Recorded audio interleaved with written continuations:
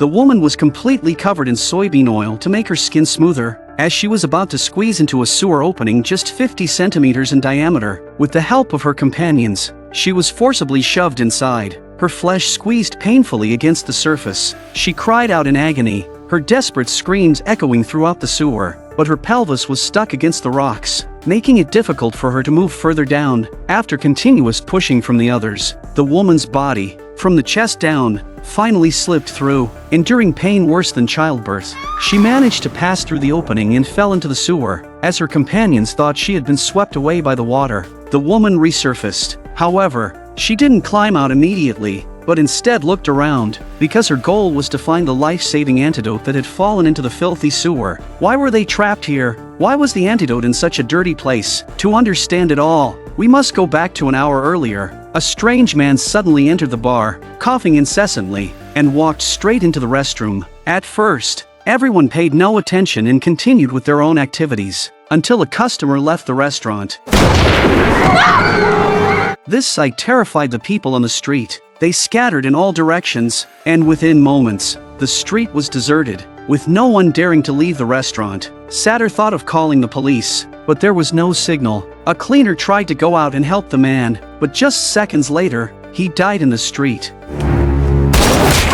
The people in the restaurant quickly found places to hide. Fearing they would be the next targets, they hoped the police would arrive to help them soon. And in the meantime, they turned on the TV, but strangely, there was no news about any shooting incident. People began to speculate. Some said it was a robbery, while others believed it was a terrorist attack. At this point, Trini noticed something unusual and slowly walked towards the entrance. Something strange happened. The two bodies at the entrance had vanished, and even the bloodstains on the ground had been completely cleaned. Was this a dream? Clearly not. Elena never imagined that just coming to buy a cup of coffee would trap her in this place. They then remembered the man who had been in the restroom for a long time, but the door was locked and wouldn't open. Satter tried to break it down, but it didn't budge. Andres pulled out a gun and shot the lock. Inside, the man was slumped over the toilet, gasping for air. They planned to carry him out first, but Elena noticed an injection needle on the ground and the man's ear kept bleeding. Just then,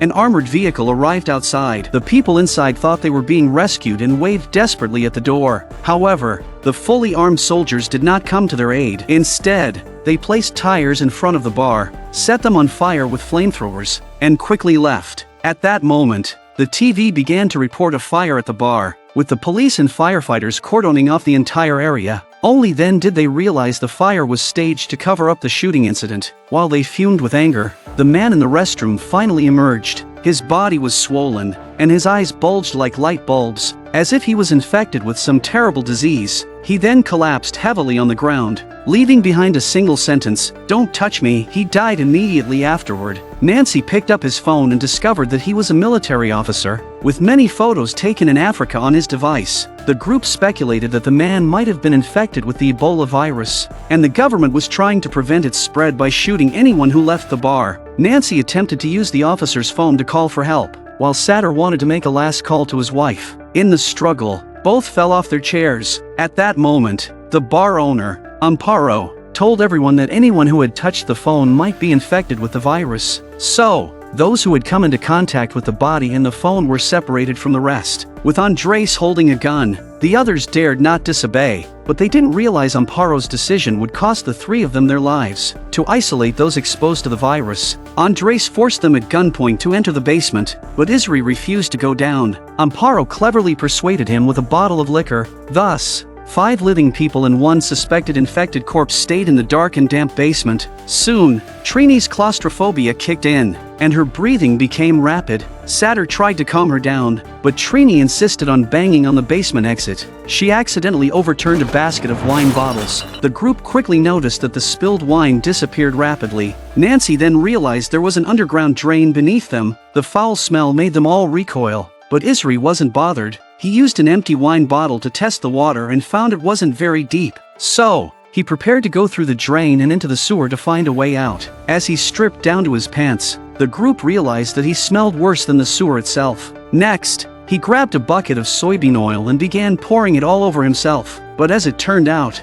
the drain was too narrow, and his muscular body wouldn't fit. Satter tried to push him down, while Nacho kicked him, causing Isri to scream in pain.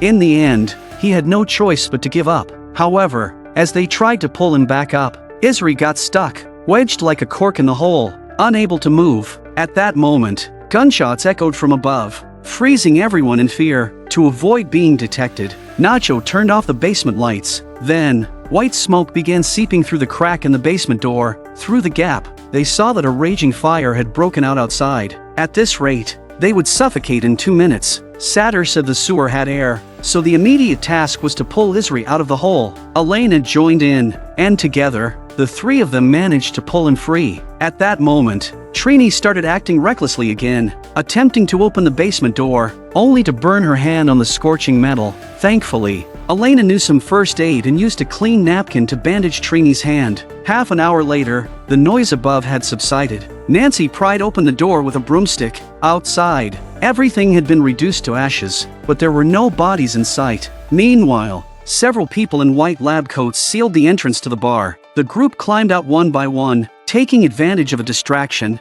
Nancy secretly hid the gun. Satter also found the ring that Amparo had dropped on the floor, confirming that the three of them had been shot dead. Trini couldn't hold back any longer and tried to rush out the door, but her companions pulled her back, warning that such a reckless move would get them all killed. Just when everyone felt hopeless, a sudden vibration caught their attention. Following the sound, Elena found the officer's phone hidden under a pot lid. Hope began to flicker again. By going through his chat logs, they discovered that the officer had been carrying a vaccine when he escaped. But Elena raised a concern: if there was a vaccine, why would the government still be killing people? She speculated that the vaccine might still be in the testing phase. Without time to debate, the immediate priority was to find the vaccine. Satter searched the officer's body but found nothing. Meanwhile, the clever Isri sneaked into the restroom and found the vaccine hidden under the officer's coat. Now, they faced a new problem. There were only 4 doses of the vaccine, but 5 people. As they debated what to do, Isri secretly injected himself with one of the doses. Nacho immediately drew his gun,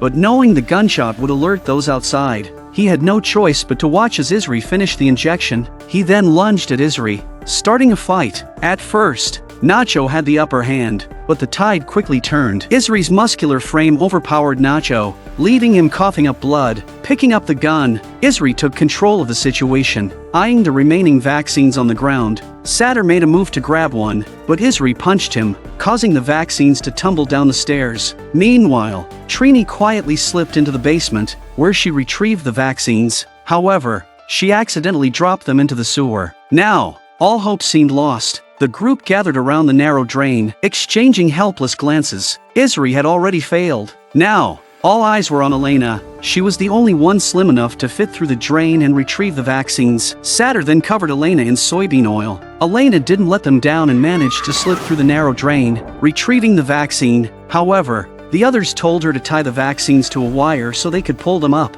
Elena wasn't foolish. She knew that if she sent the vaccines up, there would be none left for her. She refused and told them to come down and get it themselves. With no other choice, the others slowly began breaking open the hole. Meanwhile, Elena hid the remaining antidotes in a safe spot and moved toward a well-lit area. Peeking through a manhole cover, she saw a group of people in hazmat suits disinfecting the corpses. Terrified, she slipped and fell back into the water. On the other side, Isri and Satter had already climbed down, and Nacho made it through the hole as well. However, Trini's belly was too big, and she struggled to fit through. Finally, with the help of the others, they managed to pull her down.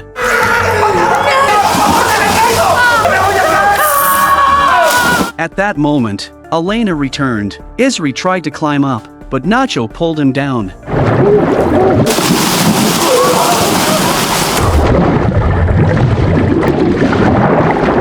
Silence fell over the water, and after 2 gunshots rang out, Nacho resurfaced. Now, there were 4 people left and only 3 doses of the antidote. They still faced a tough choice. Elena ordered Nacho to drop his gun, but he refused and threatened Satter's life, forcing Elena to lead them to the antidote. While passing through a dark area, Trini suddenly shoved Satter into the water, pretending to call for him while she secretly held his head underwater. Nancy fired a shot, revealing Trini's position. After being discovered, Trini lost all face. She no longer wanted to live and begged Nacho to kill her. but he couldn't bring himself to do it. So, Trini took Nacho's gun and walked into the shadows to end her own life. They finally retrieved the antidote, but then they heard the sound of a coin dropping. Following the noise, they returned to find 2 coins placed over Trini's eyes. Could there be someone else here? Indeed, Isri wasn't dead. He hit Satyr on the head with an iron rod, killing him instantly. Elena and Nacho ran for their lives, with Isri limping behind them,